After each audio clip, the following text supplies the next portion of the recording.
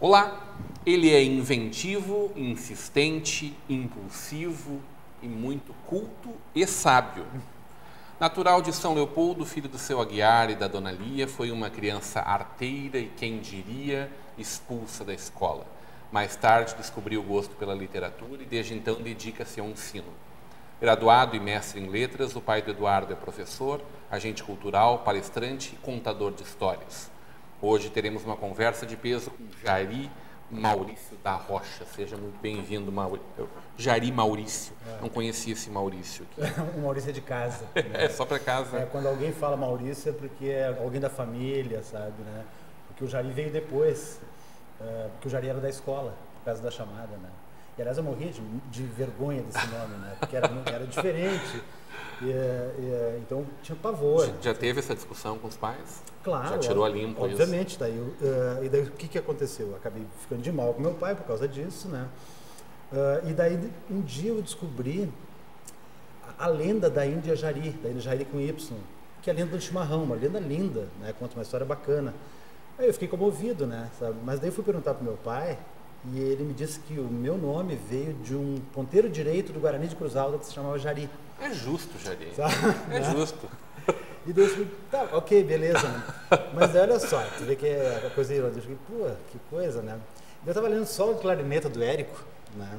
E tem uma passagem maravilhosa, quando o Érico se despede do pai dele, né? O pai dele tá indo para a Revolução, e o Érico incomodado, porque o pai dele tinha se separado já da mãe, coisa e tal, era uma família que tinha dinheiro e tinha perdido.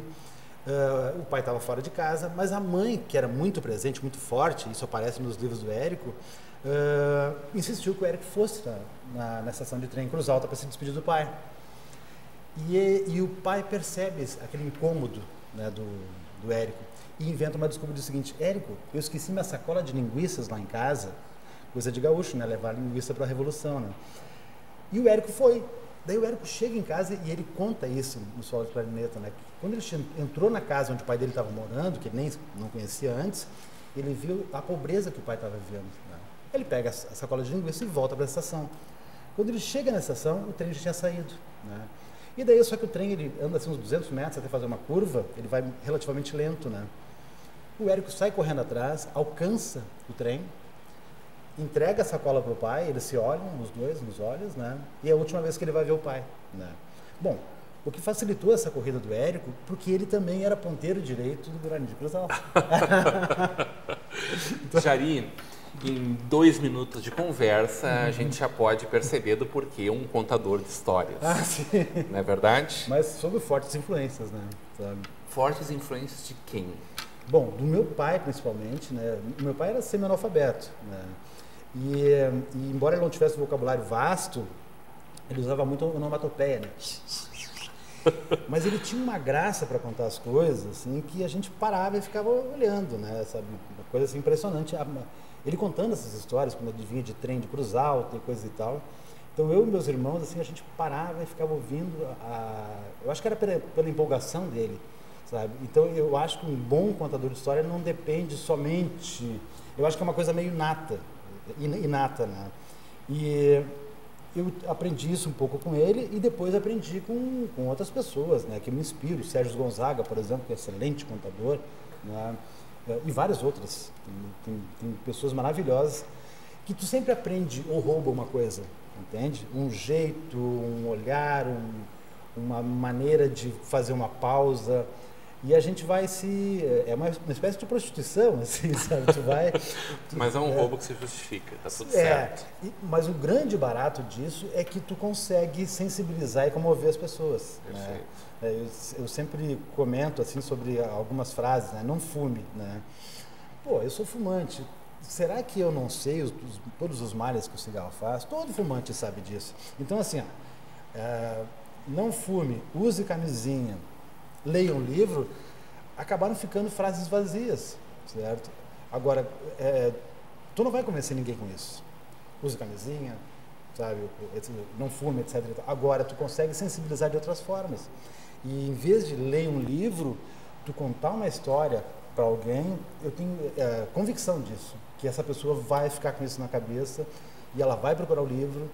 E a leitura é uma droga pesadíssima, porque depois que tu começa a ler e tu aprende a ler, porque quando o sujeito está na frente e está enxergando letrinhas, ele não está lendo, né? É como se tivesse um teclado, imagina o monitor e o teclado. Então tu escreve, aparece o que tu está escrevendo ali, né? Se tu desligasse o monitor, tu escreve, não aparece nada, certo? Ou seja, quando tu lê, a imagem aparece ali, certo? Tu enxerga aquilo colorido, sabe? Se tu está falando de alguém, tu imagina a cor do cabelo da pessoa e que se chama diegese isso, né? Ou seja, a imagem que tu forma na tua cabeça. E isso é uma droga pesada, né? Porque a imagem que tu faz e que os outros que estão ouvindo juntos fazem é uma completamente diferente da outra, sabe? Então, se eu falar do Fabiano, por exemplo, do Vidas Secas, do Graciliano Ramos, né? Que ele era assim, sabe, o cabelo desse jeito, né? Tu vai criar teu Fabiano e o outro vai criar o dele.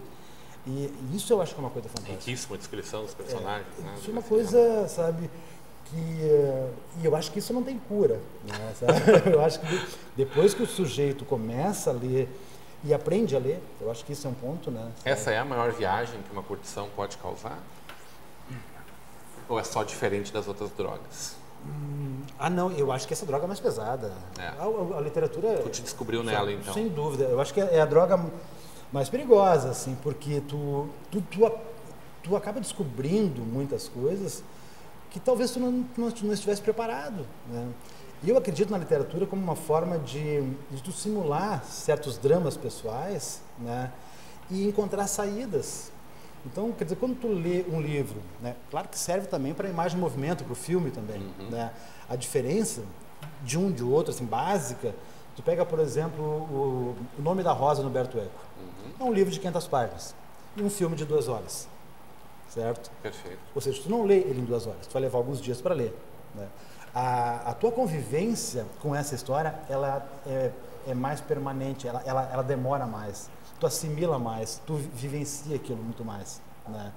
E daí, obviamente, que tu sempre te coloca no lugar em algum momento, né?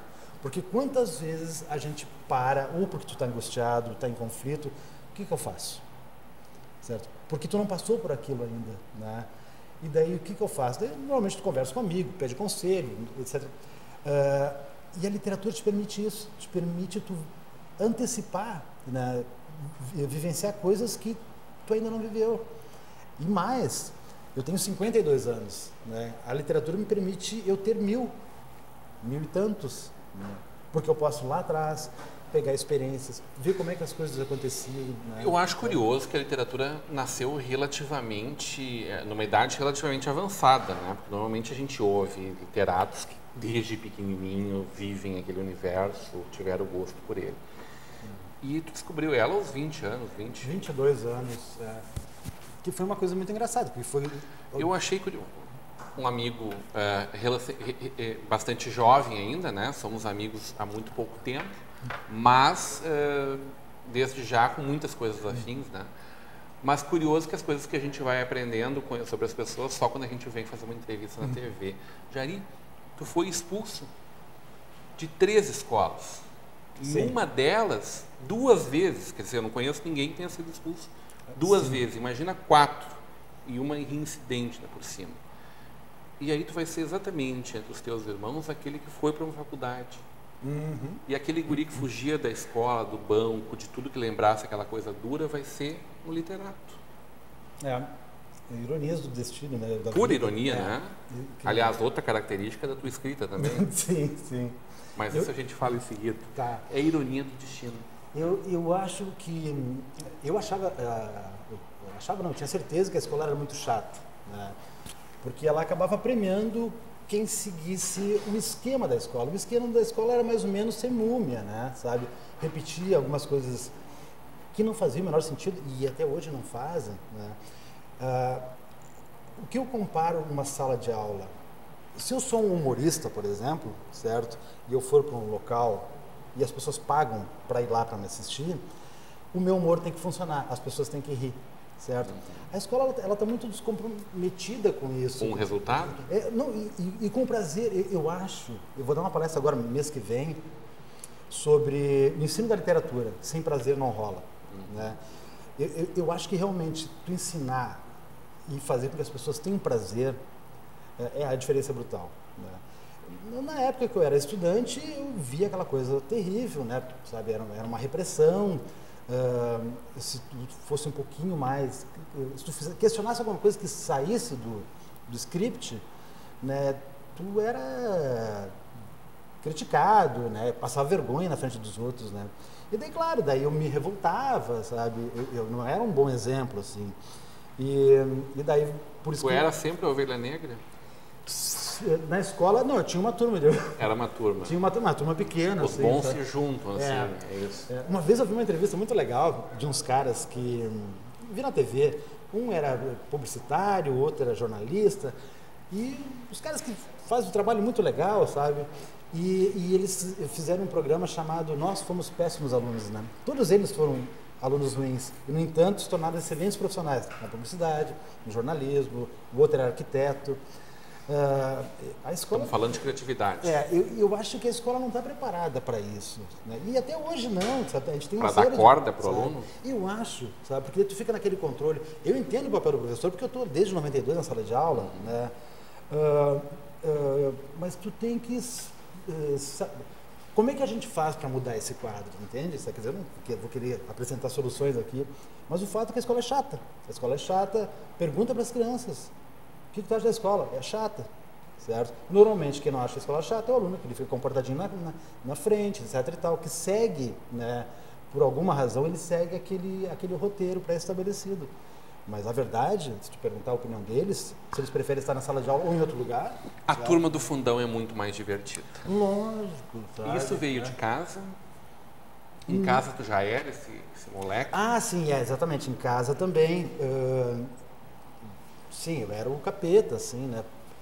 Porque meus irmãos eram mais contidos, meu irmão mais velho também sempre muito sério, né? Muito compenetrado, assim, que não gostava muito de brincadeira. E eu era muito palhacinho, brincalhão. Eu me lembro que eu era pequeno, tinha aquele programa da Praça da Alegria, da velha da Praça da Alegria, você lembra? A velha surda? A velha surda, aquela antiga, né? E eu botava o vestido da minha avó e ficava imitando aquilo, né? Os parentes riam e tudo mais. Então era uma coisa já meio palhaço, assim, né? Eu gostava de fazer as pessoas rir, né? Mas enfim, depois a vida acabou tomando outros rumos, assim. E ser professor... E aí tu foi ser professor de cursinho. Exatamente. Daí eu comecei a dar aula em cursinho pré-vestibular e daí é muito legal, porque o que muda no cursinho pré-vestibular? Tu não dá nota para o aluno, né? E não faz chamada. O compromisso é meu, o aluno querer estar na faculdade. Não, e mais, a aula tem que funcionar. Tu tem que passar conteúdo que vai cair no vestibular, certo? E ao mesmo tempo, tu tem que mexer com o aluno que ele não durma na sala de aula. Certo? Porque se eu começar a explicar tudo, o aluno vai dormir e não vai aproveitar isso. Então, tu jogar com isso, e os professores de cursinho, tem alguns que são maravilhosos, são artistas, né? Saiu dali o André Damasceno, né? E tem vários, imagina, sabe, né? Gente muito boa, porque eles tinham... eu aprendi também muito com os colegas, sabe, de tu não seguir numa linha permanente, mas provocar o aluno, conta uma piada no meio, mas tudo sempre relacionado com conteúdo, né? É uma aula divertida e que funciona, é quase que um show, né? Claro que tem uma série de críticas, né? Porque a coisa é meio papagaiada, né? Eu acho que não. Nossa, sabe? Tem funcionado, me parece. Eu acho que funciona. O maior nível de aprovação exatamente, quem passa pelos cursinhos. Então, quer dizer... Né? E aí veio a Alemanha na tua vida. Tu viveu ali entre os dois lados de Berlim. Isso. A gente vai conversar sobre Berlim e sobre os testículos do Jari, logo depois do nosso intervalo, hoje numa conversa de peso com o escritor Jari da Rocha.